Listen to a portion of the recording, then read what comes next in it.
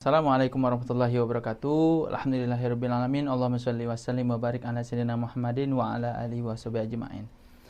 Banyak yang bertanya kepada kami ya, ditanya Islam tentang berkurban. Pertanyaan yang paling sering ditanya adalah bagaimana hukum berkurban dengan hewan kambing atau domba yang betina. Karena kebanyakan masyarakat ini berkurban dengan hewan ternak, kambing atau domba itu dengan jantan. Bagaimana hukumnya dengan hewan kurban betina ini? Mari kita bahas. Nah, namun sebelum itu saya akan jelaskan dulu terlebih dahulu tentang berkurban ini. Untuk hewan ketika berkurban ini, yang syarat yang paling utama itu adalah umurnya. Maka hewan itu harus cukup umurnya. Kebanyakan orang salah dalam menempatkan atau menetapkan umur hewan. Jadi umur hewan ini 2-3 tahun itu boleh dikurbankan. Banyak orang menganggapnya sebelum sampai 2 tahun itu boleh. Ada beberapa orang yang menganggap hewan kurban itu ketika baru sampai 2 tahun itu boleh. Namun sejatinya hewan kurban itu secara umur 2 tahun menuju ke 3 tahun sampai 3 tahun berikutnya. Nah, ini yang perlu kita pahami bahwasanya kurban yang paling utama itu yang perlu dilihat adalah umurnya, masanya.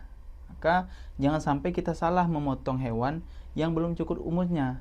Nanti jika kita memotong hewan atau berkurban itu tidak cukup umurnya, maka yang terjadi adalah kurban kita tidak sah.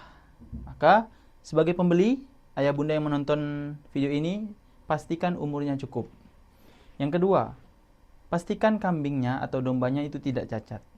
Kenapa? Karena ketika kita berkurban, kambing yang cacat itu tidak sah. Maksud dari kata cacat itu apa?